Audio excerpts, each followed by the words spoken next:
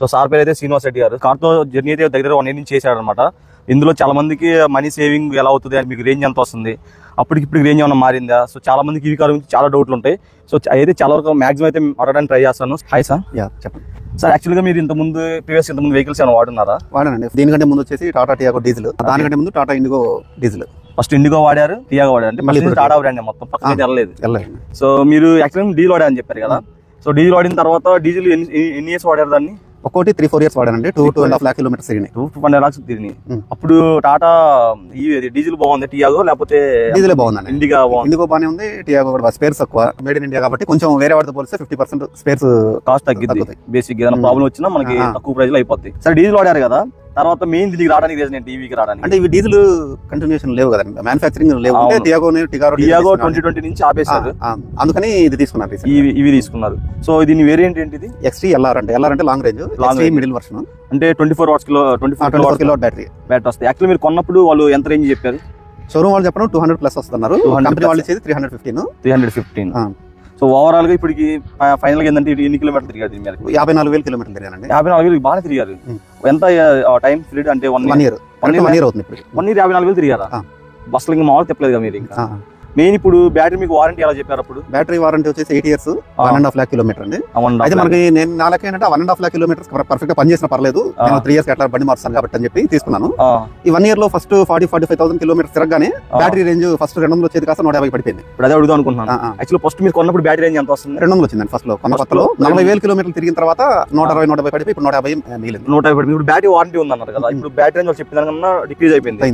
ఇప్పుడు బ్యాటరీ ఏమైనా చేంజ్ చేయడం అలా ఏమన్నా? లేదండి, వాళ్ళు సర్వీస్ షెడ్యూల్ ఏం చేశారంటే ప్రతి 7,000 kilometers వెళ్తాం మనం. వాళ్ళు ఏంటంటే జనరల్ చెకప్ అని వీల్ ఎలిమెంట్స్ చేస్తున్నారు. యాక్చువల్లీ ఇక్కడ మెయిన్ నాకు వచ్చే ప్రాబ్లం ఏంటంటే యాక్చువల్లీ చాలా మంది సర్వీస్ కాస్ట్ చాలా తక్కువ అంటారు. యాక్చువల్లీ ఎన్ని వేల కిలోమీటర్స్ వస్తే సర్వీస్ 7,500 kilometers ప్రతి సర్వీస్ వెళ్ళాలి. అది పెట్రోల్ అయితే 15,000 kilometers చెప్తారు కదా. పెట్రోల్ అది 2 times వెళ్ళే, 1 time వెళ్తే 2 times వెళ్ళాలి. ఇది సర్వీస్ కాస్ట్ ఎలా అవుతుంది? వెళ్ళిన పైసా ఎంత అవుతుంది? మినిమం 3,000 అండి. మినిమం 3,000 అవుతుంది. ఇప్పుడు పెట్రోల్ కారు కూడా 13,000 14,000 kilometers 10,000 kilometers వెళ్ళినా దానికి అవుతుంది 5,000 అవుతుంది. జనరల్ గా ఓన్లీ ఇంజిన్ ఆయిల్ మార్చడం, జనరల్ బాడీ చెకప్, స్పేర్స్ మార్చకుండా నార్మల్ జనరల్ సర్వీస్ అయితే మాత్రం మీకు 6,000 లోపల అయిపోతుంది. 5,000 నా కారు అవుతుంది కదా. అప్పుడు సర్వీస్ కాస్ట్ ఏమవుతుంది? రెండు పోల్చుకుంటే అది డిఫరెన్స్ లేదు. ఇది మీకు ఛార్జింగ్ ఎలా వస్తుంది అంటే మీరు ఇంట్లో పెట్టి చెప్పొద్దు. యాక్చువల్గా ఇంట్లో ఛార్జ్ వేరు, మనం ఎప్పుడైనా బయట పెట్టుకుంటే స్లో చార్జర్ 10 hours పట్టింది. బయట అయితే 1.5 hours పట్టింది. 1.5 hours పడుతుంది. అది 0 to 80% కొంచెం అటు ఇటు ఉంటుంది కానీ ఓవరాల్ 100% అవడానికి 1.5 hours పడుతుంది. 1.5 hours పడుతుంది. సో 1.5 hours పడితే ఎన్ని కిలోమీటర్లు వెళ్తున్నారు మీరు? 150 kilometers వస్తుంది. 150 kilometers వస్తుంది. 800 rupees దాకా ఛార్జ్ పడుతుంది. యూనిట్ 28 rupees ప్లస్ పడుతుంది అండి GST. అంటే ఇప్పుడు మనకి ఎలా అంటే ఇప్పుడు ఒక ఫుల్ ఛార్జ్ చేయడానికి మీకు 800 పడుతుంది కాస్ట్. సో 800 పెట్టి మీరు ఛార్జ్ చేస్తే ఇప్పుడు ఎన్ని కిలోమీటర్లు 150 వస్తుంది. అప్పుడు పెట్రోల్ తో ఈక్వల్ అయిపోతుంది కదా. ఇంకా డీజిల్ పెట్రోల్ మధ్యలో ఉంటుంది, కాకపోతే దీనికి మైనస్ బ్యాటరీ డిగ్రేడ్ అవుతూ ఉంటుంది. ఇప్పుడు బ్యాటరీ వాళ్ళు చెప్తాను రేంజ్ తగ్గిపోయింది. మీకు వారంటీ 6-8 years అన్నారు కదా. ఇప్పుడు దానికి మీరు అడిగితే వాళ్ళు ఏమని చెప్తున్నారు సమాధానం? వాళ్ళు అడిగితే ఏముంది, ల్యాప్టాప్ దాన్ని కనెక్ట్ చేసి టెస్ట్ రైడ్కి వెళ్ళాము. వాళ్ళు ఎట్లా అంటే 60 లోపు వెళ్ళాలి, ఏసీ నార్మల్ గా పెట్టుకోవాలి, ఎదురు ఎక్కాలి, ఎదురుగా రాకూడదు, ఈ కండిషన్స్ అన్ని చెప్పి అప్పుడు 200 చూపిస్తున్నారు ఎట్లా వెళ్ళాలి అని. అవును, మనం యాక్చువల్ గా వాళ్ళు ఆ లెక్క ప్రకారం చెప్తే 300 kilometers క్లైమ్ చేస్తారు కదా వాళ్ళు. అంటే వాళ్ళు ఇంకా 30-40 మీద వెళ్ళమంటారు. ఏదైనా కానీ వాళ్ళు కన్వే చేయడానికి చూస్తారు కానీ మన ప్రాబ్లమ్ సార్ట్ అవుట్ చేయడానికి లేదు. అంతే. యాక్చువల్గా ఏంటంటే వాళ్ళు చెప్పినా కానీ బ్యాటరీ డిక్రీజ్ అయిందంటే వాళ్ళదే రెస్పాన్సిబిలిటీ. చెప్పండి, మీరు ఏ షోరూమ్ అడిగారు? యాక్చువల్లీ జాస్పర్ ఇండస్ట్రీస్ గుంటూరు అండి. నేను కార్లని తీసుకున్నాను అక్కడే. ఇప్పుడు ఇంకో షోరూమ్ ఎక్కడ కనుక్కోలేదు, విజయవాడలో కనుక్కున్నాను. వాళ్ళు గారపాటి గారు ఎవరైనా కానీ వాళ్ళ నామ్స్ ఏవైతే ఉంటాయో వాళ్ళ ల్యాప్టాప్ లో ఆన్లైన్ లో ఆ బ్యాటరీ సెల్స్ ఎంత ఏ రేంజ్ లో వస్తాయని దాన్ని బట్టి మేము ఇస్తామండి వారంటీ. ఈ లోపు చేసేది ఏమి దాంట్లో చూపించాల్సింది. కారు కొన్నప్పుడు ఎంత తెలియదు అని చెప్పి కంపెనీ వాళ్ళు అందులో 315 అన్నారు. సో వీళ్ళు మనకు ముందే మనకు ఒక ఇంటిమేషన్ ఇచ్చారంటే 200 వస్తుంది అన్న. 315 ఎందుకు ఇస్తారు? వాళ్ళు చెప్పిన నేను 350 200 వీళ్ళు ఏమంటారు 200. సో మనం డైలీ లైఫ్ లో ఎలా వెళ్తాం అంటే దాన్ని బట్టి 200 అని చెప్తారు. 200 కూడా తగ్గిపోయింది కదా. మీరు 60,000 kilometers 200 తగ్గిపోయింది అంటే మేబీ 1,00,000 వచ్చేసరికి మీకు అసలు పూర్తిగా 20 పోయింది కదా.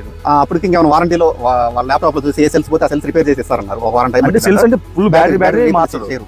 బ్యాటరీలో ఒక 200 సెల్స్ ఉన్నాయి అనుకోండి, ఒక సెల్ 20,000-30,000 పడింది. బ్యాటరీ సర్వీస్ సెంటర్ పంపిస్తారు. ఆల్రెడీ రిపేర్ అయ్యి వచ్చిన బ్యాటరీ ఏదో ఉంటుంది, అది ఫిట్ చేస్తారంట.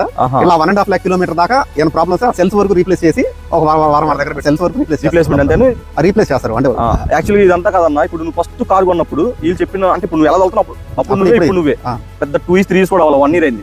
అప్పుడు నువ్వు ఎలా తోలేవాడు? ఎంత స్పీడ్ వెళ్ళేవాడు? మామూలుగా నార్మల్ గా హైవే మీద అయితే 90-100 అండి, నార్మల్ రోడ్ అయితే 50-60 వెళ్తాం. అదే నువ్వు వెళ్తున్నావు, ఇప్పుడు అదే వెళ్తున్నావు. అప్పుడు ఎంత వచ్చింది స్టార్టింగ్ లో? 180-200 వచ్చేది, 130-150 వస్తుంది. 130-150 వస్తుంది. అంటే 50 kilometers డిక్రీజ్ అయిపోయింది. అప్పుడు నీ లెక్క ప్రకారం బాగా తగ్గిపోయినట్టే. 1 year లో అంతా చేంజ్ అంటే ఈ బ్యాటరీ లైఫ్ కూడా ఏముంటది అన్న. ఇంకా యాక్చువల్గా నువ్వు బ్యాటరీ మొత్తం మనం మార్చుకోవాలనుకున్నాం బయట షోరూమ్ సంబంధం అనుకోవాలంటే బ్యాటరీ వాళ్ళ నామ్స్ ఏంటంటే గవర్నమెంట్ నామ్స్ లిథియం అయాన్ కాబట్టి బ్యాటరీ ఎక్కడ పడితే అక్కడ పడేయడానికి లేదు. కంపెనీకి అప్పచెప్పి మనం 5 lakhs కట్టి తెప్పించుకోవాలి. అంటే బ్యాటరీ కూడా మళ్ళీ కంపెనీ దగ్గర మార్చుకోవాలి.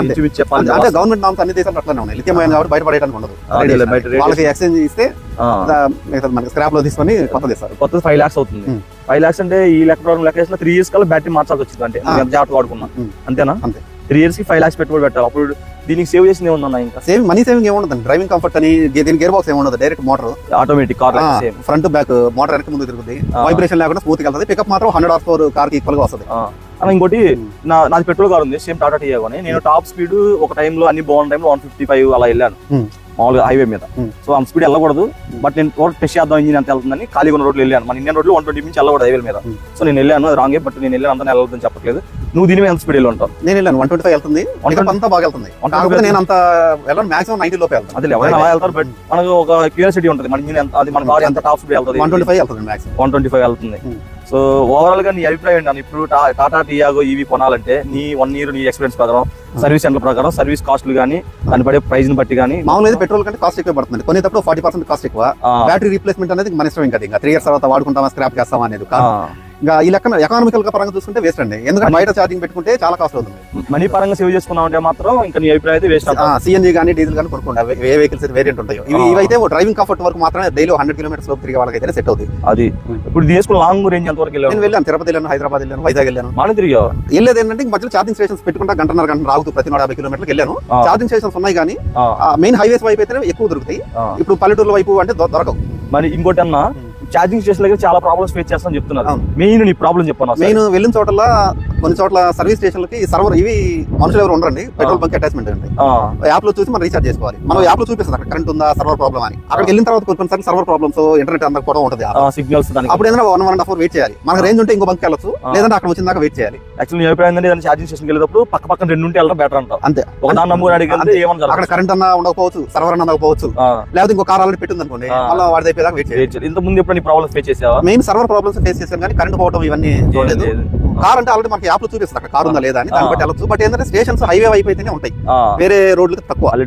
నేషనల్ హైవేస్ వైపు అయితే ప్రతి 50 kilometers 100 kilometers 1-2 ఉంటా ఉన్నాయి. ఇప్పుడు నువ్వు దీన్ని తిరుపతి వెళ్ళారని చెప్పారు కదా, ఎన్ని అవర్స్ పట్టింది మీరు వెళ్ళడానికి మామూలుగా? దీంతో నార్మల్ కార్ వెళ్ళినట్టు వెళ్ళొచ్చు 4-5 hours. కాకపోతే మధ్యలో ఒంగోలు గుంటూరు నుంచి ఒక 7 hours ఎక్స్ట్రా 3 hours పట్టింది. ఎక్స్ట్రా 3 hours పట్టింది. బేసిక్ ఇంకో కార్ అయితే మనం 3 hours కి టైం సేవ్ అవుతుంది. ఇక్కడ తెలిసింది అన్నిటికన్నా టైం చాలా ఇంపార్టెంట్ అన్న. నీకు ఎకనామిక్ ఒకళ్ళ మనీ సేవ్ అయినా టైం కూడా ఇంపార్టెంట్ నాకు తెలిసి. ఏదైనా సరే ఈవీ కార్లు రేంజ్ అనేది కొంచెం తక్కువే. నేను యాక్చువల్ గా నెక్సాన్ కూడా అడిగాను వేరే వాళ్ళని, వాళ్ళు కూడా ఇలా చెప్పారు హాఫ్ డిక్రీజ్ అయిపోయింది 1.5 years లో. చాలా మంది చెప్పారు ఫస్ట్ 300 వచ్చేదంట, 150-180 మధ్యలో వస్తుంది. అది వాళ్ళు చెప్పి కూడా వాళ్ళ కంపెనీ క్లైమ్ చేసి 450 kilometers క్లైమ్ చేశారు. జనరల్ గా ఈ విషయాలు జనాలకి అంటే సేల్స్ ఎగ్జిక్యూటివ్ చెప్పరో లేకపోతే ఏమో కానీ, అంటే 2-3 ఏళ్ళు కొత్త కాబట్టి వాళ్ళకి 1 లక్ష kilometers తిరిగిన వాళ్ళు ఎవరైనా ఉంటే అప్పుడు రియాలిటీ బయటకు వస్తుంది. నా అభిప్రాయం ఏంటంటే, అంటే మన సబ్స్క్రైబర్స్ నేను చెప్పేది అంటే బయట వాళ్ళకైనా సరే మీరు ఏదైనా ఈవీ కార్ కొంటుంటే దాన్ని ఆల్రెడీ ముందు వాడు ఉంటారు. ఏదైనా ఒక 50-60 kilometers తిరిగిన వాళ్ళని మీరు కన్సర్న్ అవ్వండి. ఫస్ట్ మీరు కలవండి, పర్సనల్ గా మాట్లాడితే వాళ్ళ అభిప్రాయం షేర్ చేసుకుంటారు జెన్యూన్ గా. సో మనం సేల్స్ ఎగ్జిక్యూటివ్ దగ్గరికి వెళ్ళామనుకో, వాళ్ళు ఏ కాడికి కార్ అమ్మాలి, వాళ్ళ టార్గెట్స్ వాళ్ళకు ఉంటే వాళ్ళు తప్పట్లేం, వాళ్ళ నామ్స్ ప్రకారం వాళ్ళు ఏదో అమ్ముతారు. అది కాకుండా మనం జెన్యూన్ గా తెలిసిన వాళ్ళని అడిగితేనే బెటర్ అని అభిప్రాయం. సో మీ అభిప్రాయం ఏంటంటే, ఈ కారు కొనాలంటే ఓన్లీ డ్రైవింగ్ ఎక్స్పీరియన్స్ కోసం కొంటమే కానీ ఎకనామిక్ గా డబ్బులు సేవ్ చేసుకోవాలనుకుంటే మాత్రం వేస్ట్ నాకు తెలిసి. అయితే ఆల్రెడీ ఎక్స్చేంజ్ చేద్దామని 2-3 షోరూమ్లు అడిగానండి. ఈవీ కార్లు ఎవరు ఎక్స్చేంజ్ చేసుకోమని చెప్పారు. నేను ఇది కొన్నప్పుడు 11 lakhs 7 lakhs ఇస్తానన్నా కానీ 1 year లో ఎవరు తీసుకోన్నారు, ఎవరు వస్తే చెప్తామండి ఎక్స్చేంజ్ అయితే తీసుకోన్నారు. 7 lakhs కూడా కార్ తీసుకుంటున్నారు. మెయిన్ ప్రాబ్లం ఇదే అన్న. ఇప్పుడు మీరు చెప్పారు బ్యాటరీ చేంజ్ చేయాలి. ఇప్పుడు యాక్చువల్ గా నువ్వు ఇంత ముందు కార్లు మార్చావు, నీకు ఒక దాని మీద నాలెడ్జ్ ఉంది. ఇప్పుడు టాటా టియాగో ఇంత ముందు డీజిల్ తీసుకున్నారు. సో దానికి ఒక ఇంజిన్ ప్రాబ్లం వస్తే ఎంత చెప్పారు అప్పుడు చేయించాలంటే? దానికి ఇంజిన్ ప్రాబ్లం అంటే హెడ్ కంప్లీట్ అయ్యేస్తే నార్మల్ గా అన్ని కాలకట్లో అంటే మామూలుగా ఎంత అయితే అన్న? మామూలుగా ఇంజిన్ అంటే మామూలు హెడ్ కంప్లైంట్ 20,000 అయిపోయింది. ఫుల్ బోర్ చేయించి ఫుల్ బోర్ చేసి ఒక 50,000 అయితే లేదు, మనం రిచ్ గా చేయించుకున్నా 1 లక్ష అయింది కదా. అదే బేసిక్ ఏ కార్ కన్నా ఇంజిన్ బోర్కి వచ్చింది అంటే ఒక మీకు రావాలంటే మినిమం అట్లీస్ట్ 1.5 kilometers అంటే 1,00,000 తిప్పి లేదా 2 లక్షలు తిప్పితే బోర్కి వచ్చింది ఏ కార్ అయినా సరే. అది ఇంజిన్ టైం టు టైం మార్చుకుంటే 2.5 లక్షలు తిరిగి కూడా ఉన్నాయి, 3 తిరిగి కూడా ఉన్నాయి. ఒక ఇంజిన్ సరిగా మెయింటెన్స్ లేకపోతే అట్లీస్ట్ 1,00,000 తిరిగింది. 1,00,000 తిరిగిన తర్వాత మనం బ్యాటరీ ఇంజిన్ చేయించుకుంటే 50,000 అయిపోతుంది. లేదంటే ఒక 80 లక్షల రూపాయలు రెడీ అయ్యేది కారు. టైర్లు మార్చుకుని ఇంటీరియర్ అని మార్చుకున్నా. సో మనకు మళ్ళీ ఇంచుమించు ఇంకో 3 years 2 years తిరిగిద్ది. కానీ ఇప్పుడు ఈవీ కార్ పరిస్థితి ఏంటంటే మీరు 1,00,000 కంపెనీలో వారంటీ ఇచ్చాడంటే ఆటోమేటిక్ బ్యాటరీ కూడా అప్పుడు అయిపోయి ఉంటుంది. ఇప్పుడు మనం అప్పుడు బ్యాటరీ చేంజ్ చేయాలంటే ఇప్పుడు దానికి ఇంజిన్ చేయడం వల్ల నీ బ్యాటరీ అంతేగా మోటార్ తీసి పక్కన పెట్టి ఓన్లీ బ్యాటరీకి 5 lakhs అవుతుంటే ఇంకా మనం మనీ సేవ్ చేసింది ఏమంటుంది అన్నట్టు నాకు అర్థం. మోటార్ కాస్ట్ 2.5 lakhs దీన్ని అది కూడా గ్యారంటీ అంతే 1.5 kilometers. అది చెప్పాను యాక్చువల్లీ నేను కనుక్కున్నాను. బ్యాటరీకి 8 years 1,00,000 లేదంటే కారు బాడీ స్పేర్స్ కి 3 years అంతే, అది వారంటీ. సో నేను నా అభిప్రాయం ఏంటంటే ఇప్పుడు యాక్చువల్గా ఇదే వేరియంట్ పెట్రోల్ తీసుకుంటే టాటా టియాగో మీకు నాకు తెలిసి మీరు కొన్న 1 year బ్యాక్ అంటే ఒక 8 lakhs 8.5 lakhs వచ్చేసి బేసిక్ 6 lakhs బేసిక్ కదా. ఇదే ఎక్స్టీ వర్షన్ అయితే 7 lakhs. నువ్వు టాప్ ఎండ్ తీసుకో, ఎక్స్జెడ్ ప్లస్ తీసుకో. అందులో అంటే మనం చిన్న కారు కొనుక్కునేటప్పుడు నా అభిప్రాయం ఏంటంటే టాప్ ఎండ్ తీసుకోవడం బెటర్ అంటే అన్ని ఫీచర్స్ ఉండాలి అందులో. మీరు అది తీసుకున్న 8.5 lakhs తీసుకో. ఇప్పుడు మీకు ఇది 11 lakhs పడింది కదా, అప్పుడు ఎంత వేరియేషన్ వచ్చింది మీకు 2.5 lakhs అంతే కదా. 2.5 lakhs బ్యాంక్ లో ఫిక్స్డ్ చేసుకున్నాం మీరు. లేదు గోల్డ్ కొనుక్కుందాం అనుకున్నాం బేసిక్ అంటే నేను తప్పుగా చెప్పట్లేదు, రియల్ గా గోల్డ్ కొనుక్కున్నా. ఇప్పుడు అదే గోల్డ్ 4 lakhs 5 lakhs అయి ఉండేది. ఇక్కడ నీకు అదే పెట్రోల్ కారు మీకు రేట్ ఎంత తగ్గుతుందో అవరా ఆటోమేటిక్ గోల్డ్ పెరిగింది, రీసేల్ ఉంటుంది అవరా గోల్డ్ పెరిగింది, 2 ఈక్వల్ అవుతుంది. అంటే నా పర్సనల్ ఒపీనియన్ అలా చేసా. ఏం చెప్తాను నువ్వు నీ పరంగా డ్రైవింగ్ ఎక్స్పీరియన్స్ ఏసీ అంతా బాగానే ఉంటుందండి. కాకపోతే ఎకనామికల్ కొనుక్కోవాలనుకునే వాళ్ళు పెట్రోల్ కానీ సిఎన్జి డీజిల్ అవి ఏమైనా వేరియంట్స్ దొరికితే కొనుక్కోండి. ఏదైనా డ్రైవింగ్ ఎక్స్పీరియన్స్ డైలీ 100 kilometers తిరిగి ఇంట్లో పెట్టుకునే వాళ్ళకి బెస్ట్. బయట ఛార్జింగ్ పెట్టుకుంటే బయట మొత్తం తిరిగితే పెట్రోల్ కంటే ఎక్కువైపోతుంది. అంటే ఇప్పుడు గవర్నమెంట్ రోడ్ ట్యాక్స్ సబ్సిడీ ఇస్తుంది. నేను కొనేటప్పుడు 12.65 lakhs అండి. 1.5 lakh సబ్సిడీ ఇచ్చారని ఫిబ్రవరిలో స్టార్ట్ అయింది 2024. అందుకని తీసుకున్నా. ఇప్పుడు సబ్సిడీ కంటిన్యూ అవుతుంది. సబ్సిడీ ఇంకా తగ్గించారు కదా, ఇంకొక 50,000 తగ్గింది. అవును మనం చెప్పాను అడుగు కనుక్కున్నాను. ఇంకేమైనా డౌట్ ఉంటే కింద కామెంట్ చేయండి. సో ఇంకా ఫ్యూచర్ లో మంచిగా వీడియో చేయడానికి అయితే ట్రై చేస్తాను. ఇప్పుడు ఛార్జింగ్ కూడా పెట్టి చూపిస్తాం, అది యాప్ లో ఎలా చూపించి అది కూడా మీకు క్లారిటీగా చూపిస్తాను. సో మనం అయితే ఫస్ట్ ఛార్జింగ్ స్టేషన్ అయితే వెళ్దాం. అన్న యాక్చువల్గా అది మనం ఛార్జింగ్ వెళ్తున్నాం కదా, ఇప్పుడు మీకు ఎలా కనపడింది ఛార్జింగ్ స్టేషన్ ఎలా చూడాలి? ఈ యాప్ ఉంటుందండి టాటా ఈవీ చార్జ్ అని ఒక యాప్. ఆ యాప్ ఒకటి నమ్ముకొని కూడా వెళ్ళకూడదండి, ఎందుకంటే 5-6 యాప్లు ఉంటాయి. ఏ కంపెనీకి ఆ కంపెనీ యాప్ ఎక్కించుకోవాలి. అది స్టేషన్స్ టాటా వాళ్ళు మెయింటైన్ చేసి ఒక యాప్ ఉంటుంది. ఇది చూడండి, ఇది టాటా పవర్. ఈ దీంట్లో టాటా కంపెనీ ఉంటాయి. చార్జ్ జోన్ అనేది జియో రిలయన్స్ వాళ్ళది, వోల్ట్రాన్, లక్షేర్, ఆదాని. అంటే వీటిలో మాక్సిమం 80-90% ఈ టాటా పవరే ఉంటుంది. 5 seconds లోనే 80-60 అందుకుంటుంది. ఇవి పెట్రోల్ ఏంటంటే నార్మల్ అనేది 70 horsepower ఇంజన్స్ సైడ్ ఉంది. ఇది 100 horsepower దాకా అవుట్పుట్ వస్తుంది. ఏంటంటే ఆల్రెడీ చార్జ్ చేసి ఉంటుంది కాబట్టి ఇమీడియట్ పవర్ అనేది ఎనర్జీ వేస్ట్ అవుతుంది. అంటే మనకి పెట్రోల్ గారు 100 horsepower ఎట్లానో ఇది 70 horsepower మోటార్ అట్లా అనమాట. అదే 30-40% ఎక్స్ట్రానే ఉంటుంది. మనకి ఇక్కడైతే దగ్గర ఛార్జింగ్ స్టేషన్ అయితే వచ్చాం. ఇట్లా వస్తుందండి లొకేషన్. వచ్చిన తర్వాత ఇది మందండి. ఈ గ్రీన్ లో కనిపిస్తే అంటే ఖాళీగా ఉంది, కరెంట్ ఉంది అని. మొత్తం ఇట్లా చూసుకున్నాం అనుకోండి. ఈ బ్లాక్ గా ఉంటేనే సర్వర్ అందకపోవడం కానీ కరెంట్ లేకపోవడం కానీ. సర్వర్ అందకపోవడం ముందు తెలిసిందా? ముందే తెలుసు. బ్లాక్ కలర్ మీరు చెప్పారు అక్కడికి వెళ్ళి ఒకసారి సర్వర్ లేకపోతే. ఇదేమో ఎల్లో కలర్ ఉంటే ఆల్రెడీ కార్ ఛార్జింగ్ లో ఉంది. ఆల్రెడీ ఛార్జింగ్ ఉంది. అట్లా ఆ ఏరియాకి ముందు వెళ్లే ముందే మనం చూసుకోవాలి రేంజ్ ఎంత వరకు ఉంది, అది ఎంత డిస్టెన్స్ చూపించింది మనకి, బొంకు ఎంత చూపిస్తుంది. దాని మీద నొక్కితే ఆ ఏరియాలని కనుక దీని మీద నొక్కితే నావిగేట్ అంటే వెళ్ళిపోతుంది జీపీఎస్. అంటే ఆ ఏరియాని బట్టి మనం వెళ్ళిపోవచ్చు. మాక్సిమం 80% టాటా పవర్ ఉన్నాయండి మాక్సిమం. ఇంకా ఇవన్నీ ఏంటంటే మెయిన్ హైవేస్ వైపే ఉంటాయి. ఈ కంపెనీ రిలయన్స్ కానీ మెయిన్ నేషనల్ హైవేస్ వైపే ఉన్నాయి. డబ్బులు ఎలా ఎవరు ఉండరు చెప్తున్నారు? ఎవరు ఉండరు, మనం దీంట్లోకి వెళ్ళిపోయి చూసుకోవచ్చు. లేకపోతే వీళ్ళు ఒక కార్డు ఇస్తారండి. యాప్ ఎక్కించుకున్న తర్వాత 300 డిపాజిట్ చేస్తే ఒక కార్డు వస్తుంది టాటా కంపెనీది. మిగతా వాటికి నార్మల్ యాపే. అక్కడ మనుషులు కొంత కొనుక్కుంటారు, లేకపోతే ఫోన్ పే ఇట్లా కార్డు ఉంటుంది 300. ఇది అక్కడ స్కాన్ చేస్తే ఛార్జింగ్ ఎక్కుతుంది, మళ్ళీ స్కాన్ ఆపంగానే అయిపోతుంది. దీంట్లో వ్యాలెట్ రీఛార్జ్ అండి. దీంట్లోకి వెళ్ళిపోయి ఇక్కడ పేమెంట్ మెథడ్స్ అని ఉంటుంది. దీంట్లోకి వెళ్ళి టాప్అప్ దేని నుంచి ఫోన్ పే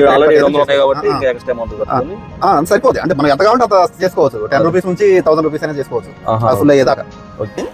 ఇందులో 350 voltage దాకా వెళ్తుంది. ఇంట్లోనేమో 240 voltage దగ్గర ఒక 3 kilowatt ఛార్జర్లే ఉంటాయి కంపెనీ వాళ్ళు ఇచ్చాయి. అది ఇది వచ్చేసి ఈ రెండు పిన్స్ పనిచేస్తాయి వీటిలో. మన ఇంట్లో వచ్చేసి ఇక్కడ ఉండే 5 పిన్స్ పనిచేస్తాయి అనమాట. ఇది ఇంట్లోది, ఇది కింద డీసీది. ఇంకా పెట్టేయడమే. అలా పెట్టేసేసి ఇక్కడ ఉంటుందండి. ఇట్లా జస్ట్ స్కాన్ చేసి చిన్నగా ఎక్కుంటది. ఫుల్ అయితే అయిపోద్ది. లేదు మన మధ్యలో అయిపోవాలంటే మళ్ళీ స్కాన్ తీసేయాలి. గన్ అయితే లాక్ అయిపోయి ఉంటుందండి మధ్యలో, రాదు. డైరెక్ట్ బ్యాటరీకి వెళ్ళే వోల్టేజ్ ఇది ఆంపియర్స్. ఎంత టైం పెడుతున్నాం, ఎన్ని వస్తుంది, ఎంత కిలోవాట్లు వెళ్తుంది అనేది మనకి ఎంతసేపు ఛార్జ్ అయితే చూపిస్తుందా? అలా ఏం ఉండదు, ఇక్కడ చూపిస్తుంటది. యావరేజ్ గా మనకి 0 to 100 వచ్చేసి 1.5 hours పట్టిందండి. ఎల్లో మారిపోయింది మన కార్ పెట్టామని. కార్ పెట్టడం ఎల్లో వచ్చేసి ఇక్కడ దీంట్లో కూడా చూపిస్తుంది ఎంత పర్సెంటేజ్ ఎక్కుతుంది ఏంటనేది. సో ఇంతే ఫ్రెండ్స్, వీడియో మీకు నచ్చినట్లయితే లైక్ చేయండి.